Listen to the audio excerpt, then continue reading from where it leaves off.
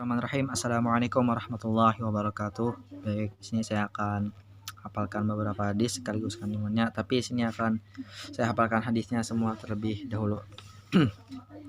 Bismillahirrahmanirrahim. Hadis yang pertama, qala Rasulullah sallallahu alaihi wasallam, at-ta'unu ayatu rijzi batalallahu azza wajal bihi nasan min ibadihi fa idza sami'tum bihi fala tadkhulu alaihi wa idza waqa'a bi ardin wa antum biha fala tafirru minhu.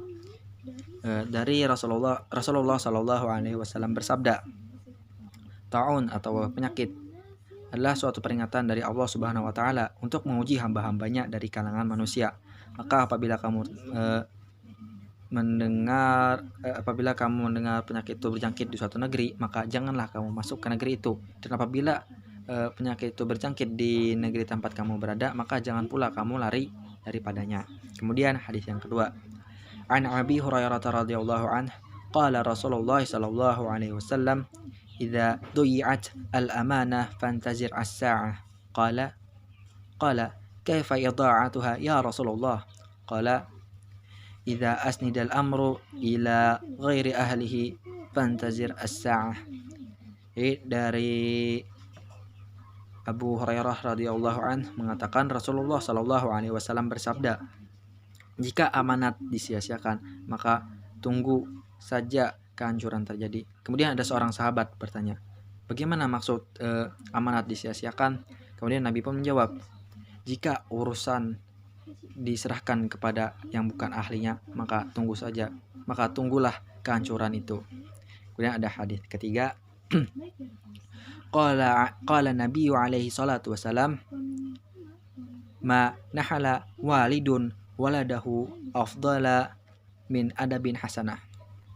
Jadi Nabi sallallahu alaihi wasallam bersabda, tidak ada pemberian seorang ayah untuk anaknya yang lebih utama daripada pendidikan tata krama yang baik atau adab.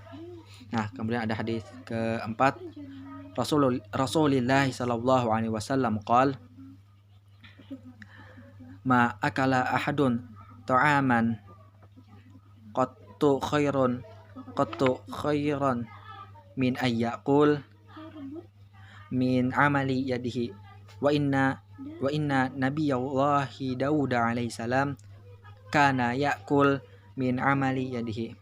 Jadi artinya Rasulullah sallallahu alaihi wasallam bersabda, tidak ada seorang yang memakan satu makanan pun yang lebih baik dari hasil usahanya sendiri atau dari tangannya sendiri, dan sungguhnya Nabi Allah Daud alaihissalam memakan dari hasil usahanya sendiri. Kemudian ada hadis yang kelima, an Anas bin Malik radhiyallahu anhu qala Rasulullah sallallahu alaihi wasallam, ma min muslimin yaghrithu gharsan aw yazra'u zar'an fayaqul minhu tayrun aw insanun aw bahimatun illa kana lahu bihi sadaqah. Jadi dari Anas bin Malik mengatakan Rasulullah sallallahu alaihi wasallam bersabda, jadi tidaklah seorang muslim menanam pohon, tidak pula menanam tanaman yang kemudian pohon atau tanaman tersebut dimakan oleh burung atau manusia ataupun binatang, yang melainkan menjadi sedekah baginya. Kemudian ada hadis terakhir, an Ibnu Abbas qala naha Rasulullah sallallahu alaihi wasallam anit tahrishi bainal bahaim. Jadi dari Ibnu Abbas berkata, Rasulullah sallallahu alaihi wasallam melarang kita mengadu binatang atau saling mengadu, menyambung ya gitu. Dari sini akan saya jelaskan kandungannya. Yang pertama tentang ta'un atau wabah penyakit. Jadi sudah cukup jelas di hadis dijelaskan ta'un wabah penyakit. Misalkan ada, anggap saja seperti COVID-19 yang sekarang ini. Jadi misalkan ada COVID-19 di suatu daerah, maka kita janganlah datang ke dalam daerah tersebut. Karena kalau kita datang tersebut sama saja kita dengan membinasakan diri kita sendiri, membiarkan penyakit terjangkit kepada diri kita. Kita tidak boleh masuk ke dalam negeri tersebut jikalau tidak ada hal suatu yang memang sangat-sangat urgent atau sangat penting yang menyangkut ke kemaslahatan yang lebih besar. juga dijelaskan dalam hadis, ada dalam hadis tersebut misalkan kita yang berada di posisi dalam suatu kita yang ada di posisi dalam suatu daerah, terus di daerah kita itu terserang COVID, misalnya terserang COVID, jadi kita tidak lari, maksudnya tidak lari ini tidak keluar itu, tidak kabur dari tempat situ, mau kabur kemana, nanti takutnya kita membawa penyakit tersebut, penyakit COVID itu ke tempat lain yang malah akan menimbulkan mudarat yang lebih besar. Nah gitu, maka nggak boleh, itu harus ada situasi. Nah di dalam hadis ini juga dijelaskan secara tidak langsung mengatakan harus dipisahkan ya antara ada yang sakit dan yang sehat, nggak digabung supaya nggak terjangkit dan nggak akan menghasilkan madarat yang lebih besar. Nah itu. Kemudian hadis yang kedua yaitu tentang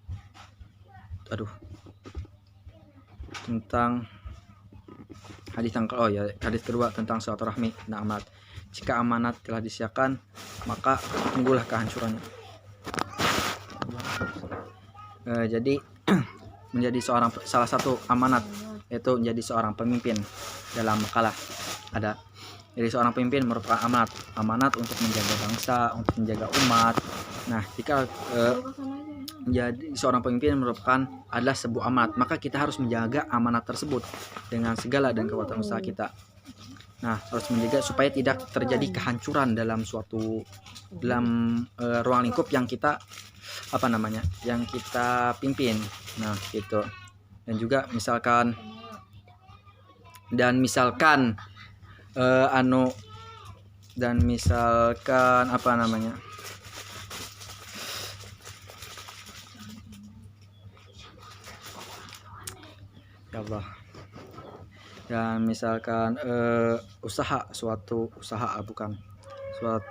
urusan dalam urusan ya telah diserahkan pada ahlinya, maka tersebut juga bisa menghasilkan kehancuran. Contoh mudah dalam masyarakat, misalkan seorang petani yang notabene petani disuruh ngajar jadi guru agama gitu. Nah pas sudah ngajar jadi, ya memang mungkin bisa dia ngajar jadi guru agama, tapi apa yang dihasilkan ya mungkin orang-orang yang diajarinya mungkin tersesat gitu.